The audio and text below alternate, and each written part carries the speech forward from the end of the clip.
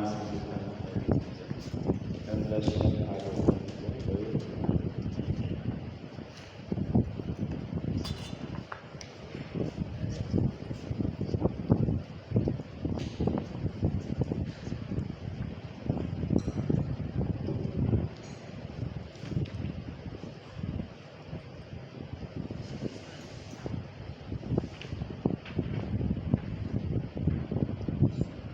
श्लोक संख्या 25 स्कंद 10वां अध्याय 16वां श्लोक संख्या 25। अध्याय का नाम है कृष्ण द्वारा कालियानाग को प्रताड़ना। तपः सुतप्तं किमनेन पूर्वं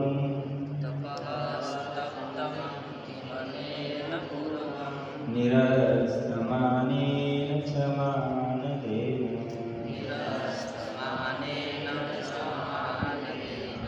धर्मोऽथवा सर्वजनानुकम्प्या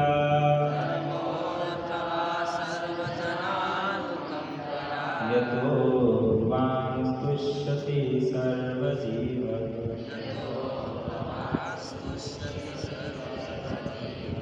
तपः सुतप्तं अनेन पूर्वं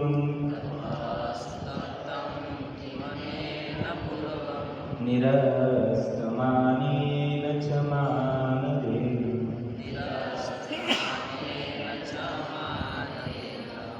धर्मोऽथवा सर्वजनानुकम्प्या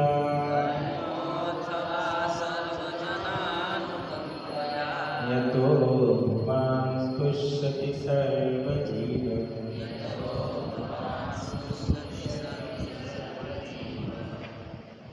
दो लोगों की तपः सुतप्तं किमनेन पूर्वं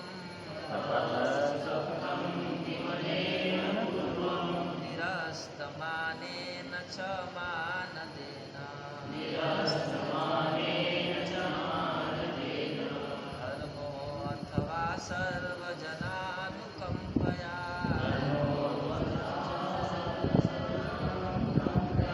यतो भवास्तुष्यति सर्वजीवः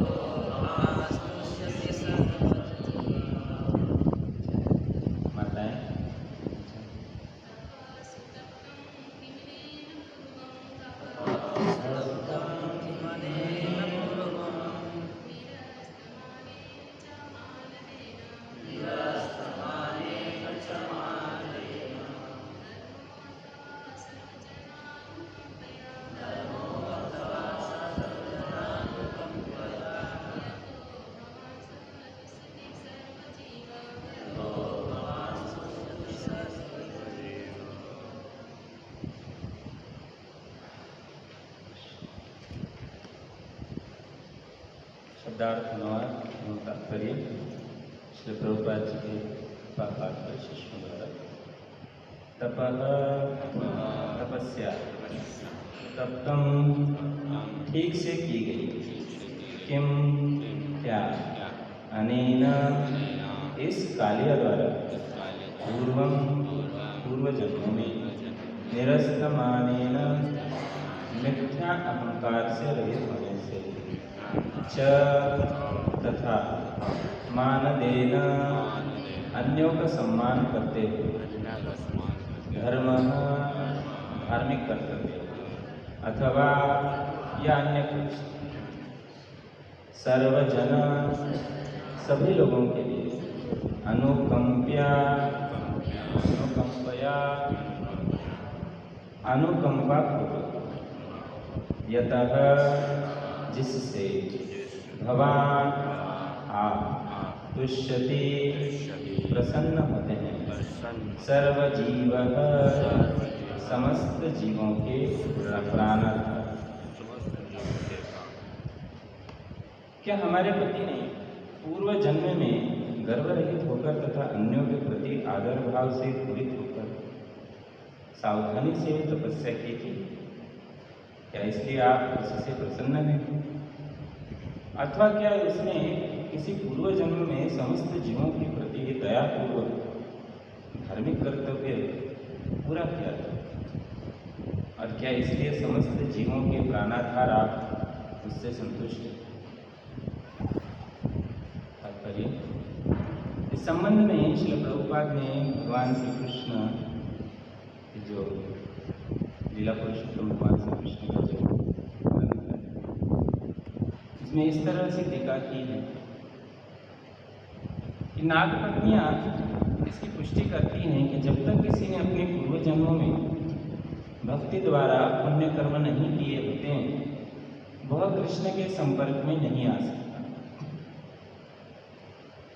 जैसा कि भगवान श्री चैतन्य महाप्रभु ने अपने शिक्षाष्टक में उपदेश दिया है, मनुष्य को चाहिए कि अपने को मार्ग में कहीं से भी नीच समझते हुए तथा अपने सम्मान की आशा न रखते हुए अन्यों का सभी प्रकार से सम्मान करते हुए हरे कृष्ण मंत्र का नम्र होकर कीर्तन करते हुए भक्ति करें। नागपत्नियां विस्मित हुई कि यद्यपि अत्यंत पापपूर्ण कृत्यों के कारण कालिया को सर्प का शरीर मिला था, किंतु अब उसके फलों पर भगवान के चरण कमलों का स्पर्श हो रहा है। निश्चय ही यह किसी सामान्य पुण्य कर्म का फल नहीं था। ये दो विरोधी तथ्य उन्हें विस्मित कर रहे थे। ज्ञानतिमिरन्धस्य ज्ञानञ्जनशलाकया चक्षुरुन्मीलितं येन तस्मै श्रीगुरवे नमः। श्रीचैतन्यमनोभीष्टं स्थापितं येन भूतले स्वयं रूपः कदा ददाति स्वदानं। वन्देऽहं श्रीगुरवो श्रीयुतपदकमलं श्रीगुरुन् वैष्णवांश्च श्रीरूपं साग्रजातं सहगणरघुनाथमृतं सजीवं साद्वैतं सावधूतं परिजनसहितं कृष्णचैतन्यदेवं श्रीराधा कृष्णपादान् सहगण ललिता श्रीविशाखान्वितांश्च। हे कृष्ण करुणा सिंधु दीनबंधु जगत्पते गोपेश गोपिकाकांत राधाकांत नमोस्तुते। तप्तकांचन गौरांगी राधे वृंदावनेश्वरी वृषभानुसुते देवी प्रणमामि हरिप्रिये। वाञ्छाकल्पतरुश्च कृपा सिन्धुभ्य एव च पतितानां पावनेभ्यो वैष्णवेभ्यो नमो नमः। जय श्री कृष्ण चैतन्य प्रभु नित्यानंद श्री अद्वैत गदाधर श्रीवासदि गौरभक्तवृंद। हरे कृष्णा कृष्णा कृष्णा हरे हरे, हरे राम राम राम हरे जय। नमो विष्णुपदाय कृष्णपृष्ठाय भूतले श्रीमते भक्तिवेदांत स्वामिनिति नामिने नमस्ते सारस्वती देवी गौरवाणी प्रचारिणे निर्विशेष शून्यवादी पाश्चात्य।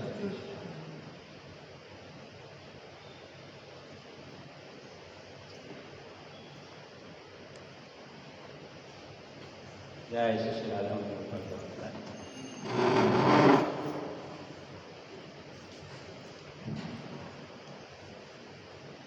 तो आज बहुत ही अच्छा श्लोक है। यहाँ पर मना करने की प्रार्थनाएं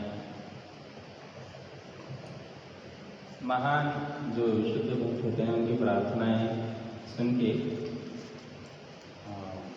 पहले तो सारे सिद्धांत क्लियर होते हैं, दूसरा है कि उनकी कृपा में प्राप्त,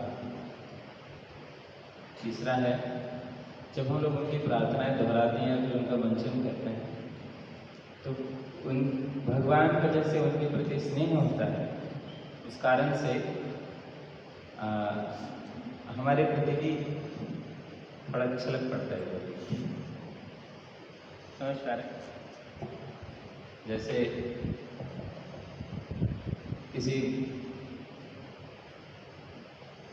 माता पिता को बताओ जाके कि आपके जो बेटा है ऐसे ऐसे कर रहा था, ऐसे ऐसे बोल रहा था, इतना अच्छे से आपका भजन कर रहा था, तो वो आपके बेटे के प्रति तो प्रसन्न है ही, आपके प्रति भी थोड़ा उसका जो भाव है बहुत अच्छा है। और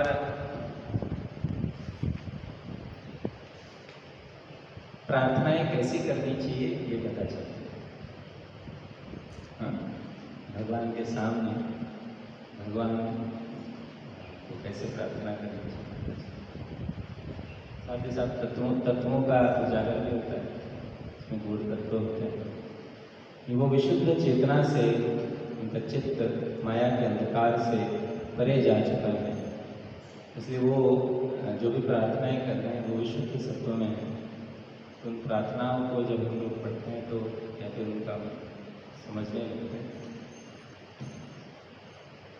तो जो रियल तत्व है वो उजागर होता है। ठीक है, तो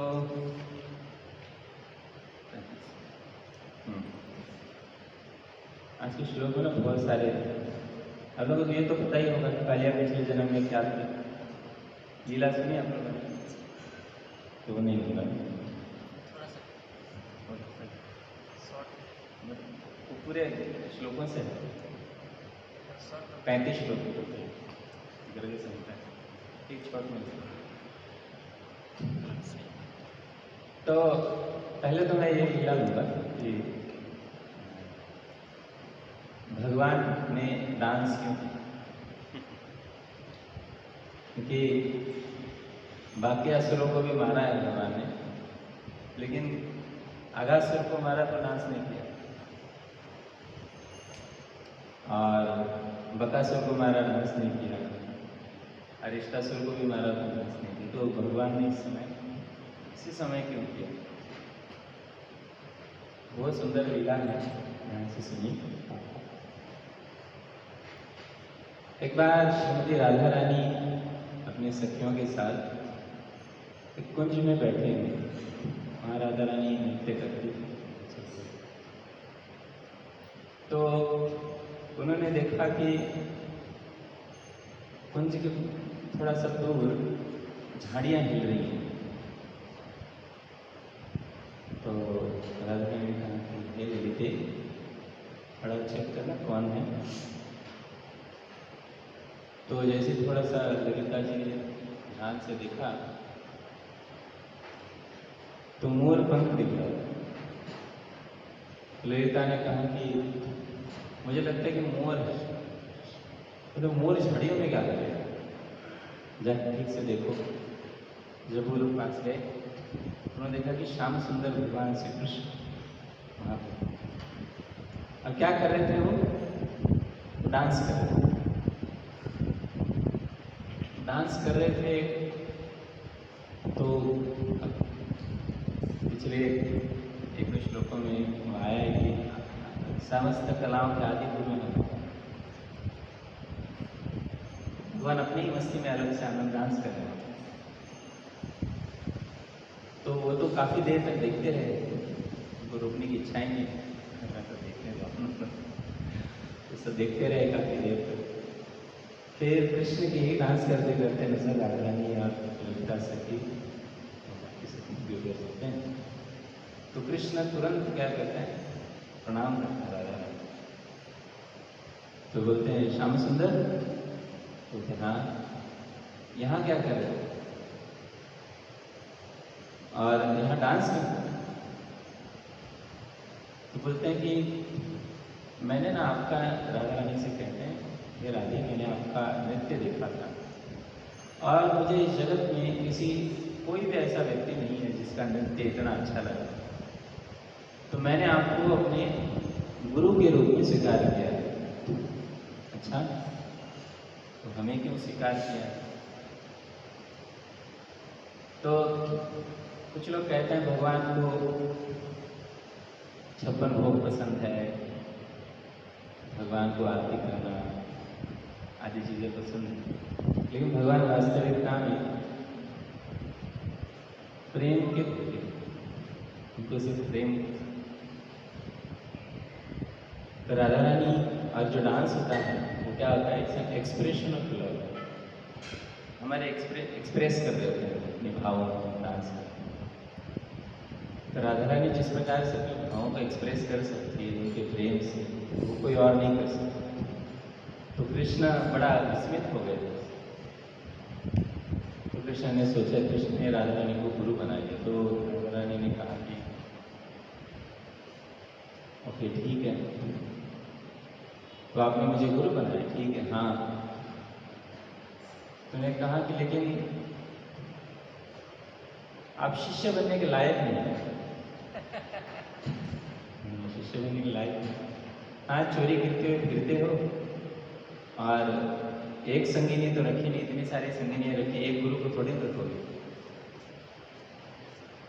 हाँ, तो एक गुरु के प्रति क्या कहते हैं, निष्ठावान थोड़ी रहो।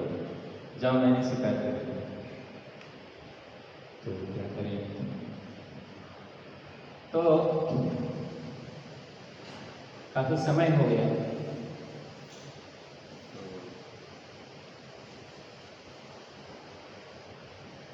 काफी दिनों में भी कृष्ण नजर नहीं आए इन लोग, राधा रानी और बाकी सब। राधा रानी ने एक बार पूछा ललिता से, हे ललिता, ये श्याम सुंदर कई दिनों से आए नहीं,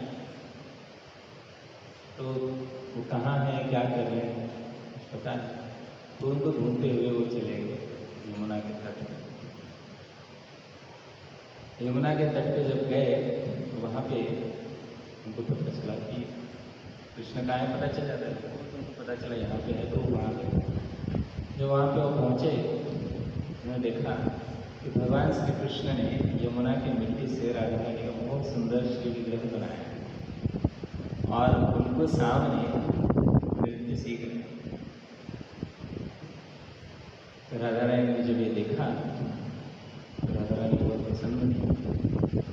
और फिर जब कृष्ण का पूरा डांस देखा तो उन्होंने कहा कि ठीक। कृष्ण ने पूछा, जब कृष्ण से दोनों एक दूसरे से मिलते हैं तो कृष्ण कहते हैं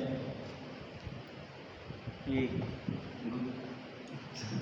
जैसे ही राधा रानी को पहली बार देखते हैं उस समय तो कृष्ण पूर्ण दंडवत करते हैं, मुझे गुरु महाराज, गुरुदेव प्रणाम, तुम्हें तो खास।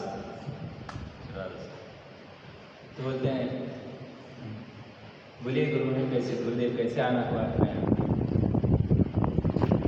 तो कहते हैं ये क्या कर रहे हो? मैंने आपकी प्रतिमा से, आपसे इंस्पिरेशन लेके मैं क्या कर रहा हूँ, नृत्य सीख रहा हूँ। आपने डायरेक्ट स्वीकार, ठीक है ठीक है, तो मैंने तुम्हें स्वीकार कर लिया। तो बोलते हैं अभी गुरु दक्षिणा क्या लेंगे गुरुदेव? तो ठीक है, अभी भगवान बहुत अच्छा सीख चुके थे, प्रैक्टिस कर करके। जब भगवान में प्रैक्टिस करते हैं, उनको कुछ कला वाला सीखनी होती है, भगवान दिखता है कि कोई बहुत प्रैक्टिस करते हैं गुरु बनाने। तो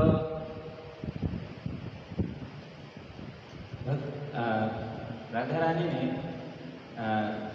से कृष्ण पूछते हैं कि मैं आपको गुरु दक्षिणा देना चाहता हूँ, गुरु दक्षिणा देना चाहता हूँ, तो क्या गुरु दक्षिणा दे सकता हूँ? तो कहते हैं कि आपने जो नृत्य सीखा है उसकी प्रस्तुति हमारे सामने करिए।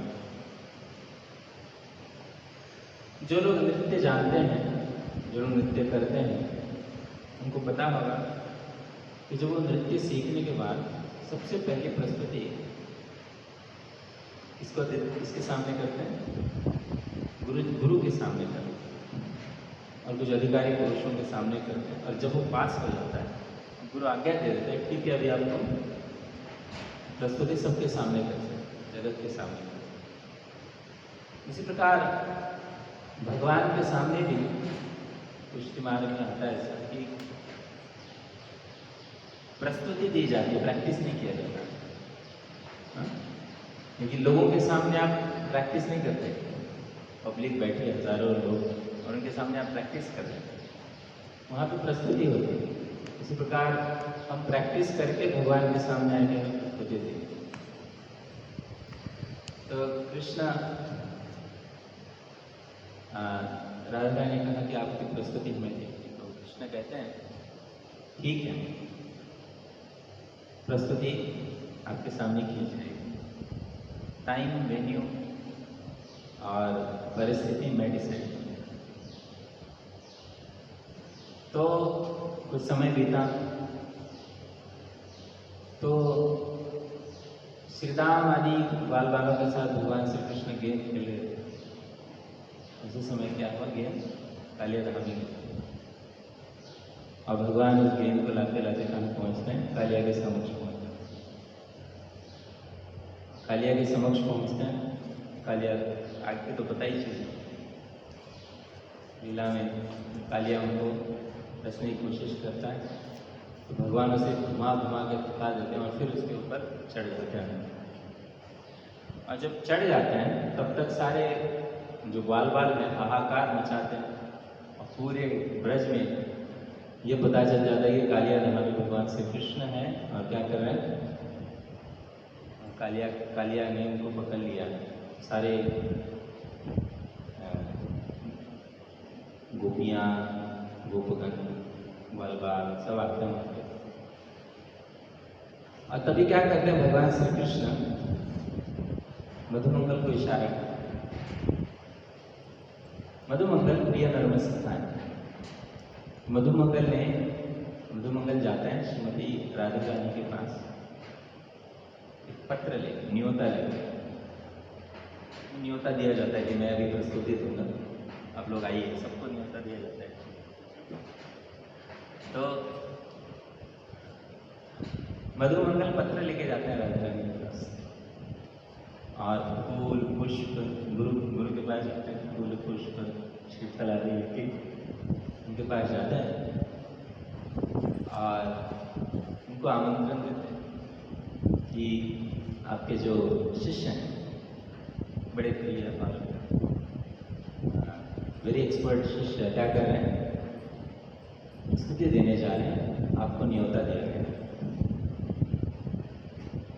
मधुमंगल पुष्पों की वर्षा करते हुए, उनके सामने पुष्प डालते हुए राधा रानी को वेलकम करते हुए, और राधा रानी पूर्ण अपना ऐश्वर्य वैदग्ध्य सार विस्तार करते हुए उस रास्ते से जो भगवान श्री कृष्ण का प्रस्तुति देखने के लिए आए थे। और जैसे कुछ स्पेशल गेस्ट्स होते हैं एरिना में, उनके लिए स्पेशल सीट्स या फिर इवन स्पेशल रूम्स होते हैं, वहाँ से वो प्रस्तुति देखी जाती। तो मधुमंगल एक प्रिय नर्म सखा है, उन्होंने क्या किया था, राधा रानी के लिए बहुत सुंदर कुंज सजाया। वहाँ पे उनको ले गए और वहाँ पे उनको आसन दिया, तो बैठे वहाँ पे, और कृष्ण को इशारा कर दिया कि आपके गुरुदेव आ गए हैं, क्या करिए, प्रस्तुति शुरू की। तो भगवान ने जैसे ही देखा कि राधा रानी आ गई है, कृष्ण ने क्या किया, पहले पैर का जो है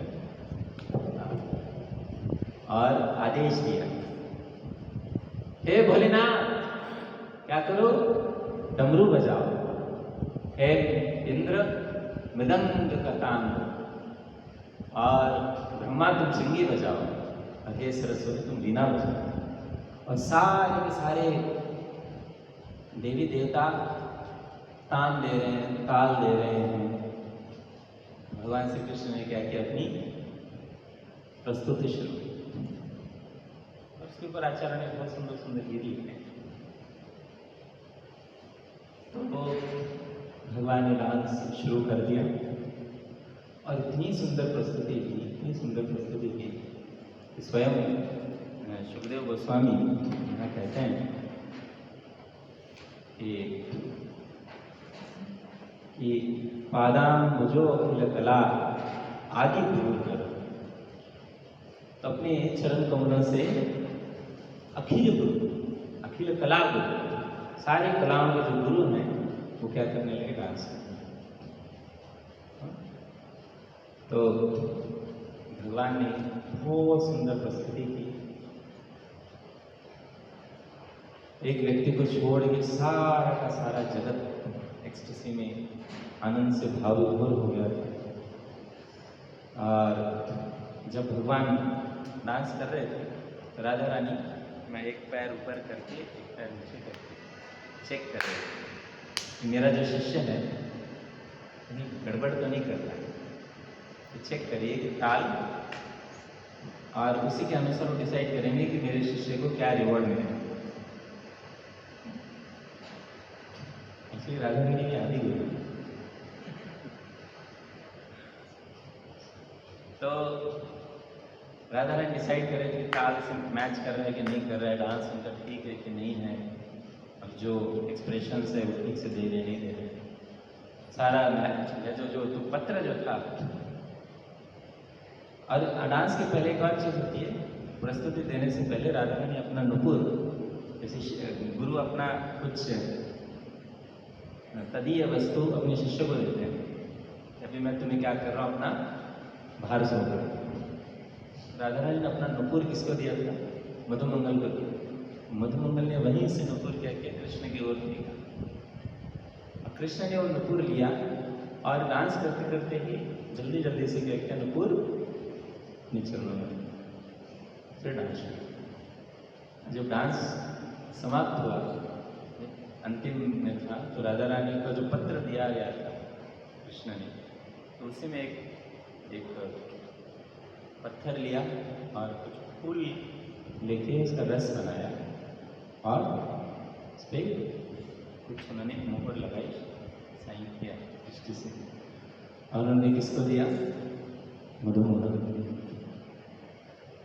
और कहा कि हम अपने शिष्य से बहुत प्रसन्न हैं, इनकी प्रस्तुति बहुत ही सुंदर थी, अभी इनके रिवॉर्ड के रूप में शरद पूर्णिमा के दिन इनके साथ में हम प्रस्तुति देंगे, हमें इनको मौका देंगे कि शरद पूर्णिमा के दिन रासलीला में ये हमारे साथ नृत्य कर सकें। तो भगवान का डांस करने का जो कारण था वो ये था भगवान राधा अपने गुरु को, राधा रानी को प्रस्तुति देना चाहते, ठीक है। तो एक लीला थी। दूसरा है यहाँ पे जैसे नाग पत्नियां हैं, ये यहाँ पे कह रही हैं कि प्रश्न चिन्ह कर रही है, भगवान से प्रश्न पूछ रही है। यहाँ पे कितने प्रश्न हैं, 3 प्रश्न लिखे हैं। सबसे पहला प्रश्न है, क्या हमारे पति ने पूर्व जन्म में गर्भ रहित होकर तथा अन्यों के प्रति आदर भाव से पूरित होकर सावधानी से तपस्या की? तो देखिए, नाग पत्नियां जानती हैं तपस्या कैसे करनी चाहिए, इतना सुंदर है। अगर आप कोई भी साधन भक्ति करें उसी प्रकार उसमें क्या क्या चीजें होनी चाहिए, गर्भ रहित, गर्भ से रहित होकर करना चाहिए। अगर कोई गर्भ के साथ करता है भक्तिमय क्रियाएं, तो वो ऐसा हो जाता है जैसे अगर कोई आपको खीर दे दे और खीर में रेत मिला दे। दिखने के लिए तो खीर कैसे लगेगी, दिखने के लिए तो खीर जैसी है, लेकिन उसमें क्या है, तो जैसे ही मुंह में लोगे क्या होगा, ये क्या खा लिया, है ना। रेत, छोटी छोटी रेत अगर मिल जाए उसमें तो कैसे लगेगा, बड़ा अजीब सा लगेगा, लेकिन दिखने में तो रेत खीर ही है, लेकिन उसमें सफ़ेद रेत मिला के कर दिया। तो फिर इसी प्रकार गर्व के साथ कोई व्यक्ति अगर भक्ति क्रियाएं करता है तो वो उस प्रकार से दिखने के लिए दोनों एक जैसे दिखती है। गर्व से रहित क्रिया और एक गर्व से पूर्ण क्रिया। हम तो बहुत बड़े भक्त हैं, हम बड़े ये हैं वो हैं। कुछ लोग बोल देते हैं, कुछ लोग वही मन अपने आप को बड़ा चौड़ा समझते हैं। तो भगवान को गर्व पसंद नहीं है। और कालिया भी बड़ा गर्वित था, तो भगवान ने उसका गर्व खत्म कर दिया। तो ध्यान रखिए, अगर आप गर्व से रहित होकर नहीं करेंगे तो भगवान आपके गर्व को चोर करेंगे। ठीक है। और दूसरा बात जो बोल रहे हैं यहाँ पे, गर्व रहित होकर तथा अन्यों के प्रति आदर भाव। हम जब भक्ति करते हैं, तपस्या करते हैं, तो हो सकता है हमारे अंदर सुपीरियरिटी कॉम्प्लेक्स है कि हम बहुत बड़े भक्त हैं, या फिर हम बहुत स्पेशल हैं और बाकी जो भक्त हैं या फिर बाकी जो लोग हैं वो अच्छे ठीक ठाक है। हमारा संप्रदाय बड़ा है, दूसरा संप्रदाय ये है, हमारी भक्ति है। एक सुपीरियरिटी कॉम्प्लेक्स के कारण दूसरों को नीचा देखने लगता है। तो यहाँ क्या कहते हैं, तपस्या जब करें तो क्या करना चाहिए? अन्यों के प्रति आदर भाव से पूरित होना चाहिए। पूरित मतलब भरा हुआ होना चाहिए। और तीसरा क्या है? सावधानी के साथ जो भी भक्ति की क्रियाएं करें वो कैसे करें? सावधानी के साथ। मंदो मोही सावधान,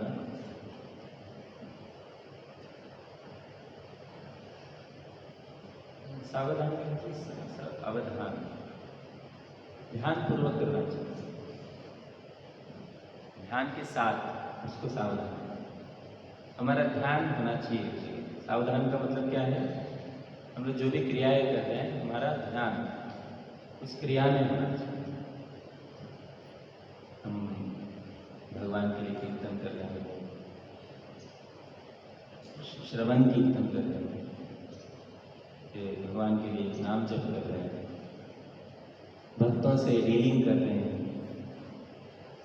इवन भक्तों से नहीं, बाहर के लोगों से भी डीलिंग कर रहे हैं, तो कैसे होना चाहिए? शुद्ध भी ध्यानपूर्वक करना चाहिए। हमें अपना पूर्ण करना चाहिए, स्पेशली भगवान और भगवान की भक्तों में। और क्या इसलिए आप उससे प्रसन्न हैं?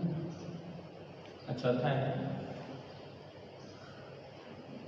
भक्ति करते समय ये भाव रहे कि किसकी प्रसन्नता के लिए है? भगवान की प्रसन्नता। अथवा क्या इसने किसी पूर्व जन्म में समस्त जीवों के प्रति दयापूर्वक धार्मिक कर्तव्य पूरे किया? तो दूसरे जीवों के प्रति दया दिखाना और उनको भगवान के प्रति जोड़ना, जो लोग प्रचार कर रहे हैं उनके लिए बड़ी अच्छी सीख है कि क्या यहाँ बोल लिया था, क्या उसने अब किसी पूर्व जन्म में समस्त जीवों के प्रति दयापूर्वक धार्मिक कर्तव्य पूरा किया, और क्या इसलिए समस्त जीवों के प्राणाधार आप उस पर अब उससे संतुष्ट? हम जो जीवों पे दया करते हैं, जीवों को प्रचार करते हैं, उनको अलग अलग प्रकार से सेवा करते हैं, तो उनके हृदय में भगवान है और सारे जीवों के प्राण के आधार है। भगवान ही प्राण देते हैं, भगवान ही पालक है।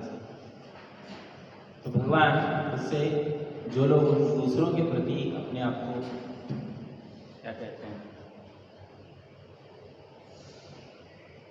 क्या कहते हैं, झर देते हैं, कैसे अपने आप को झोंक देते हैं दूसरे के भले के लिए, अपना जीवन उनको समर्पित कर देते हैं, तो उससे भगवान बहुत संतुष्ट हैं, भगवान बहुत संतुष्ट हैं। हाँ, ये भी भगवान को प्राप्त करने का बहुत अच्छा तरीका है। इसलिए एक श्लोक में आचार्य का लिखा है, तो क्या है, तप्यन्ते लोग, पूरा श्लोक बोले, साधु। तो दूसरे लोगों पे सबसे बड़ी तपस्या है कि दूसरों साधुओं क्या है, दूसरे लोगों के लिए उनको प्रचार करना, उनको भगवान से जोड़ना, सबसे बड़ी तपस्या। उससे भी भगवान प्रसन्न होते हैं। जब हम लोग किसी और को प्रचार कर रहे हैं तो ये समझिए कि मन में होना चाहिए क्या, इस क्रिया से हमारे भगवान हमसे प्रसन्न होते हैं। डिस्ट्रीब्यूशन करते हैं, प्रवचन देते हैं, या फिर किसी और प्रसाद बांटते हैं, किसी भी प्रकार से भगवान को जोड़ रहे हैं, भगवान से उस जीव को जोड़ रहे हैं, तो क्या है, हमें समझना चाहिए भगवान इससे हमसे प्रसन्न होते हैं। ठीक है, यहाँ बड़ा सुंदर सटीक है, दयापूर्वक धार्मिक कर्तव्य को, दूसरे जीवों के प्रति दयापूर्वक धार्मिक कर्तव्य। ठीक है, मुझे बहुत दया आ रही है उस पर, मैंने क्या कर दिया, उसको दारू के ठेके पे ले गया, बड़े दिनों से पिया नहीं है उसे, बड़ा दुखी हो गया, हाँ, उसको मैंने बड़ा दया कर दी उसको, और स्पेशल बिस्किट। तो ये क्या है, ये नहीं बोला गया। कोई कह सकता है कि दूसरे जीवों के ऊपर दया मतलब नहीं, आपको उसको खाना भी खिलाना है तो क्या करो, भगवान को प्रसाद दो, भगवान को जोड़ना ही सबसे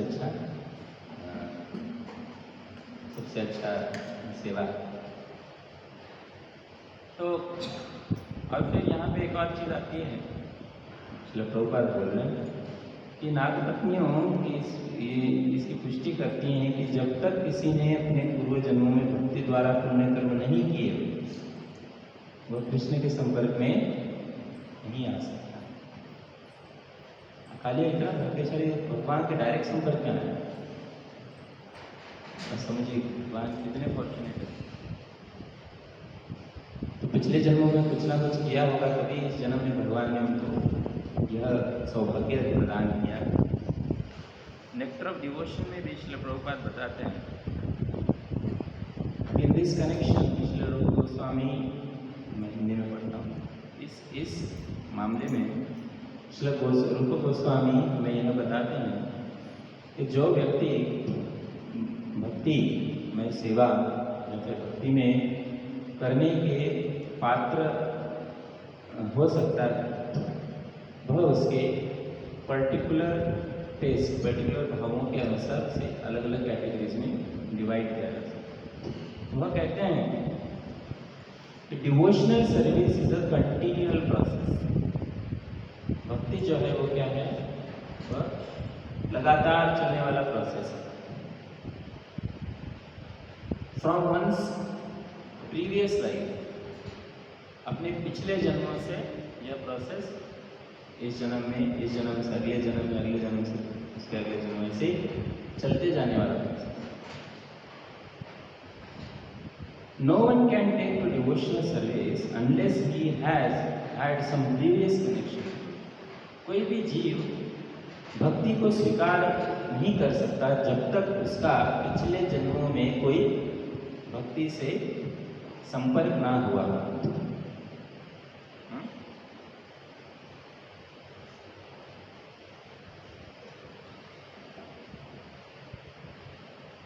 भगवान भगवद गीता में बोलते भी हैं, नेहा विक्रमण आश्वस्त प्रत्यवायो यदि स्वल्पमपि अस्य धर्मस्य प्रयत्न।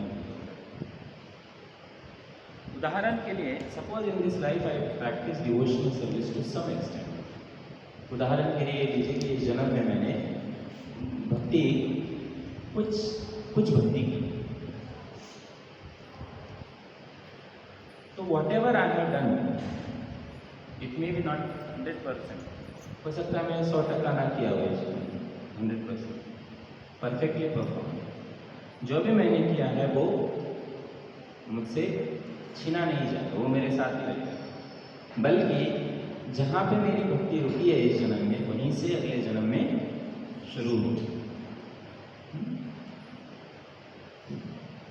अगर कोई व्यक्ति बाय चांस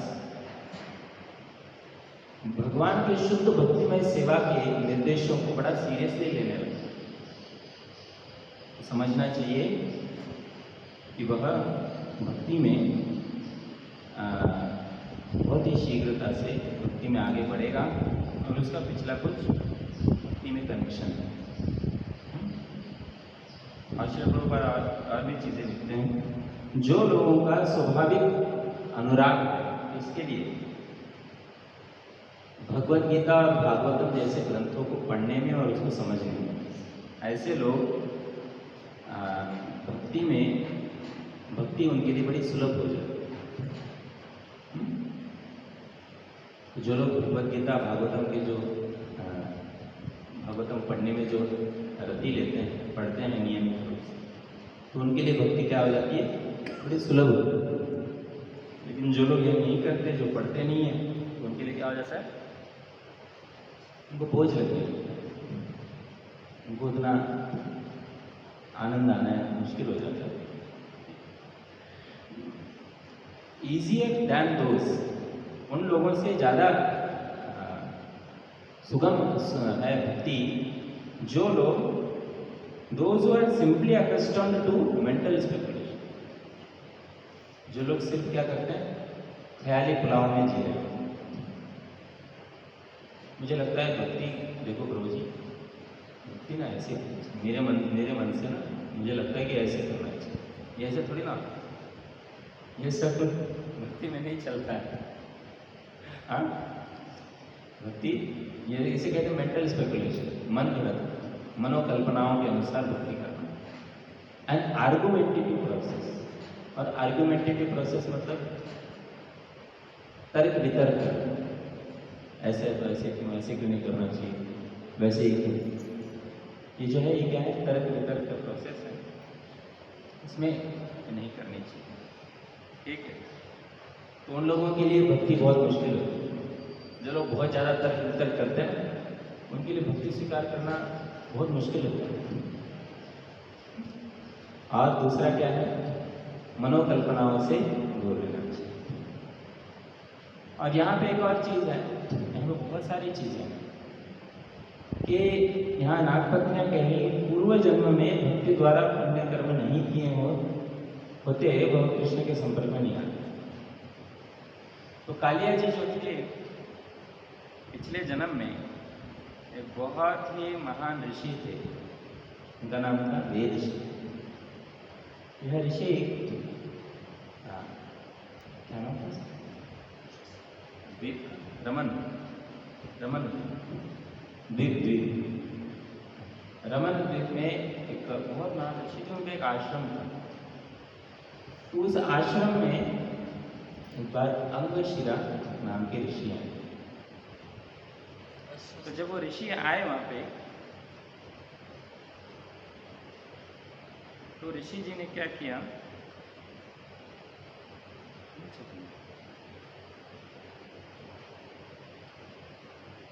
तो ऋषि जी ने वहाँ पे उनसे तपस्या करने के लिए आए थे। वहाँ पे जब तपस्या करने आए तो फिर उनको जो ये वेदशिरा ऋषि थे, उन्होंने कहा कि महाराज आप ना यहाँ पे तपस्या मत करिए, यहाँ पे ना कोई आपको फायदा नहीं होता। डायरेक्ट श्लोक होता था कि मैं इसमें कुछ गलती नहीं करना चाहता। तो वो कहते हैं, ये एक्चुअली प्रश्न पूछते हैं वैदेह ऋषि नारद मुनि से पूछते हैं, बहुलाश्व श्री बहुलाश्व जो राजा थे उनकी कथा आती है, तो वो पूछते हैं नारद मुनि से, तो नारद मुनि बताते हैं स्वयंभू मनवंतर में एक वेदशिला नाम के ऋषि थे जो भृगु ऋषि के भृगु मुनि के वंशज थे। उन्होंने विंध्याचल पर्वत पे तपस्या की थी। एक समय पे अश्वशिरा नाम के मुनि वहाँ पे आए और जब ये वहाँ पे आए तो कह रहे हैं तम वीक्ष रक्त नयन प्रावेद ऋषा, तो उनको बड़े ही मतलब रक्त भरी आंखों से गुस्से से वो अंगशिरा अश्वशिरा ऋषि को देखने लगे। अश्वशिरा नाम अश्वशिरा ऋषि को देखने लगे और बड़े गुस्से से देख रहे, आंखों में खून था उनके और वाणी में कठोरता थी। ऋषा वेदशिरा ऋषा श्री वेदशिरा उवाच, वो कहते हैं ममाश्रमे तपो विप्र मां कुर्य, मेरे आश्रम में हे विप्र तुम तपस्या मत करो, सुखदम नहीं, ये सुख देने वाला नहीं। अन्यत्र ते तपो यज्ञ भूमिर नास्ति तपोधन, कहीं और तपस्या करो, ये भूमि तपोधन के लिए नहीं है जो तपस्या करना चाहते, किसी और जगह जाके करो। श्री नारद वाच, नारद ने कहा श्रुत्वा वेद शिरसो वाक्यम ही अश्वशिर मुनि क्रोधयुक्तो रत्रनेत्र, ये भी क्रोधित हो गए। ध्यान रखना, तो क्रोधी व्यक्ति से हम वार्तालाप करते हैं ना, तो क्रोध कंटामिनेटेड है। क्रोधी व्यक्ति से आप जब वार्ता करते हैं तो क्रोध आपके भी हावी हो जाता है, चढ़ जाता है, उन्हें नोट करना चाहिए। उस समय बड़ा सतर्क रहना चाहिए। नोट किया आप लोगों ने कभी देखा है? पता है, तो क्रोधी व्यक्ति से बात करते हैं तो क्रोध आपके हावी हो जाता है, फिर आप भी क्या बोल रहे हैं आपको भी नहीं पता चलता। ठीक है, तो श्रुत्वा वेद शिरसो वाक्यम अश्वशिरा मुनि क्रोध युक्त रखते नेत्र, उनको भी क्रोध आ गया कि ऐसे कैसे बोल रहे हैं, उनके भी नेत्र क्या हो गए लाल। प्राहतम मुनि पुंगव, उन्होंने श्री अश्वशिरा उवाच महाविष्णु यम भूमि, ये भूमि महाविष्णु की है। नते में मुनि सत्तम, ना तुम्हारी है ना मेरी है। कतिभिर मुनिश्चात्र न कृतम तप उत्तमम, क्या यहाँ पे बहुत सारे ऋषि मुनि ने तपस्या नहीं की है? श्वसन सर्प एवं तुम हो, तुम सर्प जैसा क्या कर रहे हो?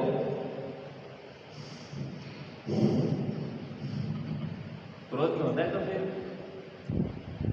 अग्नि प्रज्वलित होती है अंदर, तो जब अग्नि प्रज्वलित होती है तो आप देखना जो जोर जोर से हवाएं चलती हैं, अभी गर्मी का मौसम है तो जोर जोर से आवाजें करते हुए हवाएं बहती है, उसी प्रकार हमारे नाक से जोर जोर से गर्म हवा निकल रही होती है। तो अश्वशिरा कह रहे हैं तुम क्या कर रहे हो? श्वसन सर्प ही वह, तुम सांप जैसा फुंकार रहे हो। वृथा क्रोधम करोषि, वृथा क्रोध कर रहे हो।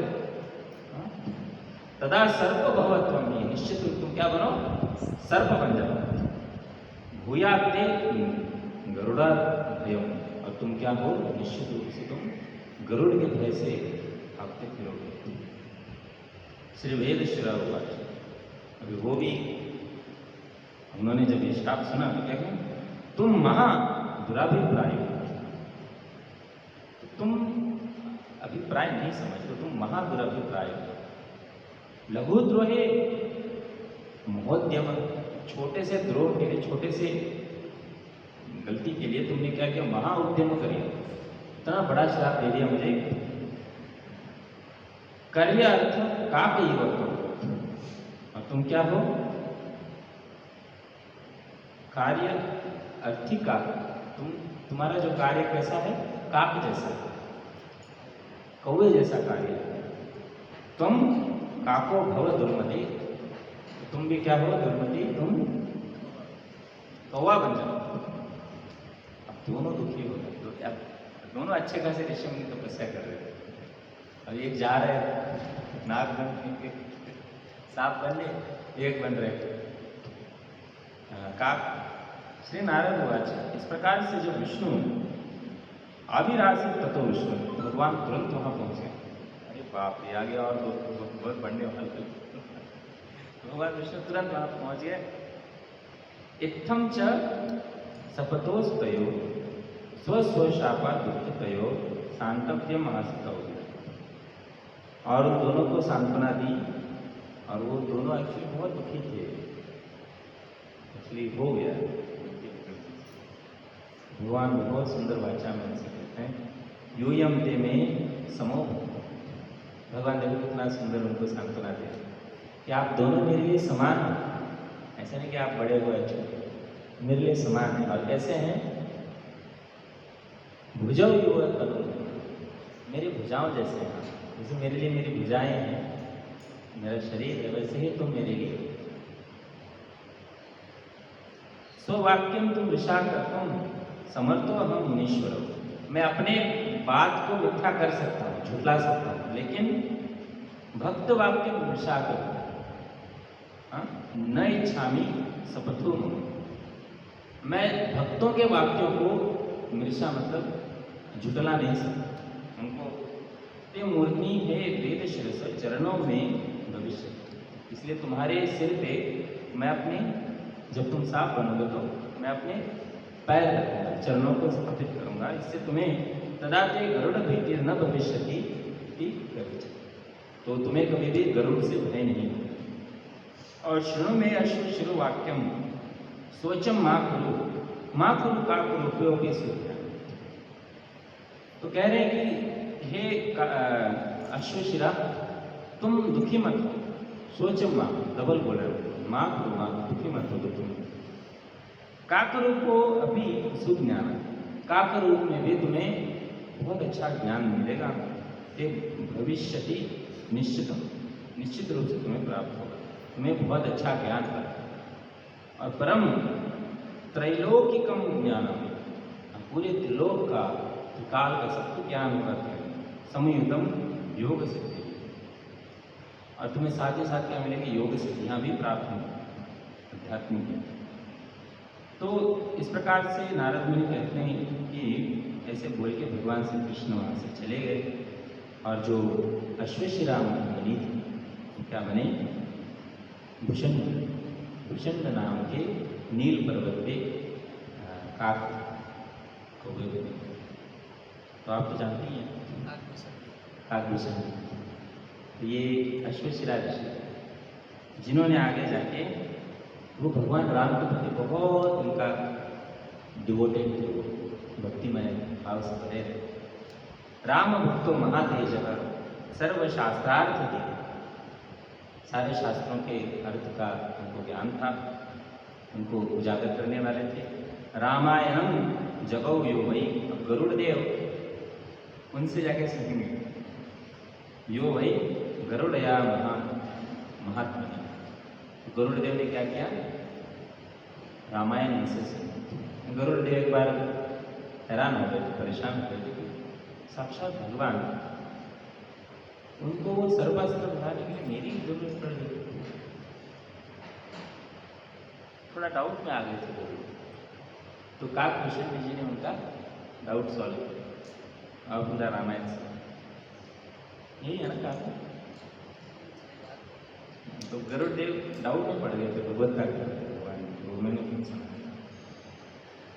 और चाक्षुष मनवंतर में प्रजापति दक्ष की कई सारी पत्नियां थी, बेटियां थी। उनमें से एक बेटी कौन थी? 11 ब्यूटीफुल डॉटर कश्यप मुनि। उनमें से एक डॉटर क्या थी? कद्रु थी, जो अभी कौन है? रोहिणी देवी। रोहिणी देवी ही कद्रु, जिनके पुत्र अनंत। तो कद्रु देवी के पुत्र बने अनंत, काली आदि। और तो कद्रु देवी क्या, जो अनंत थे, तो उन्होंने भगवान के महान भक्त थे, ज्ञानी थे। तो उन्होंने क्या किया? उन्होंने भगवान से कुछ सेवा मांगी तो भगवान ने उनको कहा कि तुम क्या करो, पृथ्वी को धारण करो। और कब तक करो, तब तक करो जब तक मेरा गुणगान खत्म ना हो, मेरा गुणगान करते रहो। तो फिर वो पूछते हैं ठीक है, अच्छी बात है, लेकिन मुझे कौन धारण करे, मैं तो धारण करूँ। तो वहाँ कहते हैं घबराओ मत, ये सखा सखा कहते हैं भगवान को। और मैं कच्छप रूप में नीचे रहूँगा, तुम्हें मैं धारण करूँगा। और फिर इनमें से जो एक कालिया नाम का जो ऋषि ये था, सर्प था, वो रमनक नाम के द्वीप पे जाके वास करता था। और वहाँ पे उसने गरुड़ देव से द्रोह किया। गरुड़ देव जी के लिए जो सामग्री रखी जाती थी, उसने क्या किया, वो खुद ही खाने लगा। तो गरुड़ देव उसे लगने लगा कि मेरे जैसा कोई शक्तिशाली है नहीं। तो गरुड़ देव से जब उससे झगड़ा हुआ, गरुड़ देव उससे बदला लेने के लिए लगे, तो क्या हुआ, कालिया इतना मारा गया कि मरणासन हो गया। तो वहाँ से भाग, और उसे पता था कि इस यमुना के इस जगह पे सौभरी मुनि के श्राप से गरुड़ देव इस जगह पे प्रवेश नहीं कर सकते। तो कालिया वहाँ पे जाके वास करने लगा। तो ये कालिया का पिछला जन्म का था। पिछले जन्म बहुत महान भक्त था, बहुत अच्छे से तपस्या की थी उसने, तो इसीलिए इस जन्म में भी ठीक है। हरे कृष्ण। प्रभुपाद। तो आज हमने बहुत सारी लीलाएं सुनी। पहला था राधा रानी कृष्ण की लीला, भगवान क्यों नृत्य करते, इसका जो ये कारण। दूसरा था कि तपस्याएं कैसे करनी चाहिए हमें, बहुत सारे थे। फिर अंत में जो गरुड़ देव सॉरी कालिया का जो पिछला पूर्व जन्म था, और हमने ये भी देखा था कि भक्ति जन्मांतरों से चल रही है। पिछले जन्मों के कनेक्शन के कारण ही व्यक्ति भक्ति में आता है। और फिर हमने इसको समझने के लिए कालिया का पूर्व जन्म देखा, और कालिया जी का भी और अश्वशिरा जी का, वो भी कितने महान भक्त हैं। काकभूषण जी बने, ये बने कालिया। ठीक है। हरे कृष्ण।